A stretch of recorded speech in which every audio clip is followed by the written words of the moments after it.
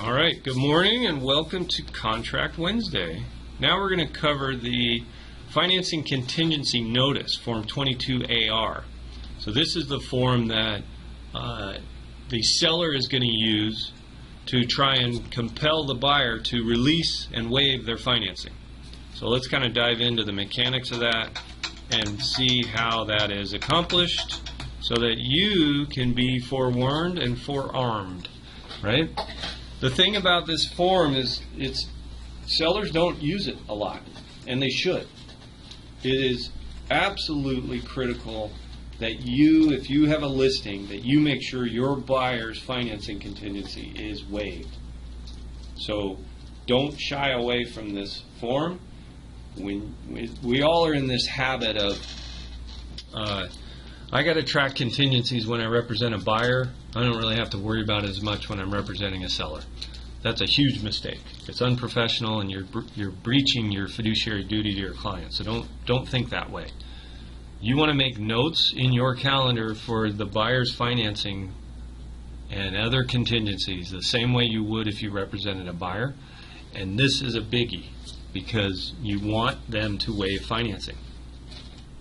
Now, it takes a little bit of bedside manner, I guess is the best way to put it, to get the buyer to waive and not be terrified and terminate. Because you don't want to blow up your deal, right? You just want them to waive financing.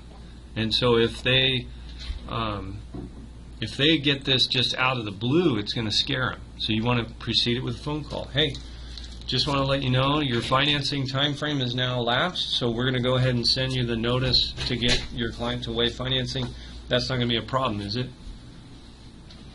Right? I want to have a conversation now if it is a problem, not just have them terminate.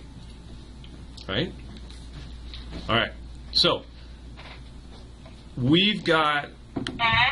Yeah. Hi. So, as a real estate agent, yes, that scares me. So, I know the definition of waiving the financing, but in terms of how can you define that for me in an easier way? I guess. Sure. Who are you? What context? Are you representing the seller or the buyer? The seller. And you're trying to explain it to whom? The buyer's agent? Well, to the seller, why we should do this, because I'm sure that my seller is going to be, of the same frame of mind that this is scary. He'll be fearful. Okay. I got you. That's an easy one. That's a super easy one. Here's how the conversation goes. So, hey, Robin, we're now 21 days into this escrow, and you might not remember it, but I do, because that's my job. The buyer gave himself, and we agreed to it, 21 days to sort of get his financing sorted out. So now that we are 21 days in, what we want to do is find out where he's at and get him to waive the contingency. So the reason we want to do that, Robin, is we do not want to get all the way to the 11th hour, the day of closing, and have the buyer fail to close due to financing, and you get nothing for it. Because at that point, you'll have been off the market for over a month, and the buyer kept you from selling it to somebody who could close, and the market is now softened or changed or whatever, and now you got to start over. So at the very least, you should be entitled to keep his earnest money. And that's, that's something we all agreed to as liquidated damages anyway if he failed to close. But if we don't get him to waive his financing, you won't get his earnest money. And that won't seem fair, and you're going to probably be mad. And so that's why we're doing this now, so that you won't feel mad. That make sense? So then I would. And then, can you hear me? Yeah. Okay. And then to the buyer's agent, how would that conversation go? I'm going to get to that. Oh, okay. Thank you. So now I'm sitting down with Robin, my seller, and I'm pulling out this Form 22AR. And I'm going to walk her through it so that she understands what happens, right? So there's 3 clauses on here. And remember, Form 22A, paragraph 3B, A and B, outlines what those clauses are. So the first step, Robin, is we're going to check this box, and I'm going to have you sign this today. And I'm going to send it over to the buyer's agent. But don't worry, I'm going to precede it with a phone call because we don't want to scare them off. We just want to get them to waive their financing. All right? So once we've signed this, then I call the buyer's agent. Let's say it's Scott, and I'll go, "Hey Scott, Ed Lane here. I'm just calling you on this, Smith transaction because we're now 21 days in, and I wanted to just see how the financing is going." And we'll actually have a conversation about the status. And he'll go, "Oh, the appraisal's ordered," or "the appraisal's back," or whatever.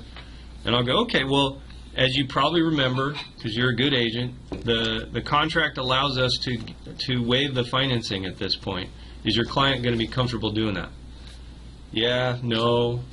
If he says no, I want to get into it. I want to understand why. What's the concern? Because I don't want to send this notice if he's fearful and likely to terminate, right? I want to send this notice when they know they got no trouble waiving. And that can be, he might be fearful because he's never had to sign one before. So that's a conversation. I'm just going to educate him. Hey, don't let it stress you out. This is all customary. This happened so often they created a form for it. And all we're doing is giving you this notice of termination so that you then have the 3-day window to waive financing. So talk to your client, let them know that's why this is written this way, and let them know that we're sending it over so they can feel comfortable signing it. That just puts my client at too much risk. There should be no risk, right? You may get people that say that. Well, Scott, let's talk about that. Why would your client feel risk at this point? You already got the appraisal back. You know it came in at value. What questions remain unanswered? Because my client wants to know if your client is still not confident in closing. See, I have to take that comment is not unique. Everybody thinks, "Oh man, there's risk all the way up till the end." That's crap. That's weakness, right? That's a lack of understanding. So I just have to hear it, understand who I'm talking to, and go, "Okay, man, there must be something really wrong with that loan. Otherwise, your client wouldn't feel any risk at all. What's going on?" "Oh, I don't know. It's just I've never had anyone ask for this." "Oh, okay, well, you just have never dealt with somebody that knew the contracts as well as I do, I guess." But all we're doing is exactly what we agreed to do on day one, which is you're going to give me information after 10 days, you're going to waive financing after 30 or 21 or whatever. Okay? If you want, like if I think he's not going to be good at explaining this to his client, I'll explain it. Would it help you if I explain how this works? Or do you want to just handle it? I know you're a skilled guy. Just draw his attention to paragraph 3 in Form 22A and explain that that's what this is for. All right? Did that make sense, Robin? And do you think you could have that conversation comfortably? I appreciate that. Let's throw in one wild card, if you will. So this actually pertains greatly to the deal that I'm supposed to close on the 19th of July. We had the appraisal come in 3 days after mutual. Wow. It came in at value. Nice. And now instead of the closing the 19th, they now want to close on the 10th. So my one side says, okay, well, the 22AR is no longer relevant since the lender is now saying that we're closing way before time. And it's to meet the 30-day, which they left blank. We left blank. The buyer's agent left blank on the 22A. Right. So, so is this relevant now, or is it not? No, you still want them. You want their financing waived. Are you circulating an addendum that says or sooner, or did it already say that? Yeah, we put that in there for sure, or sooner. At the beginning, or you're circulating an addendum?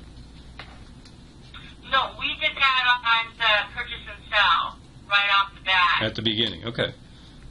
Yeah. Yeah, I mean,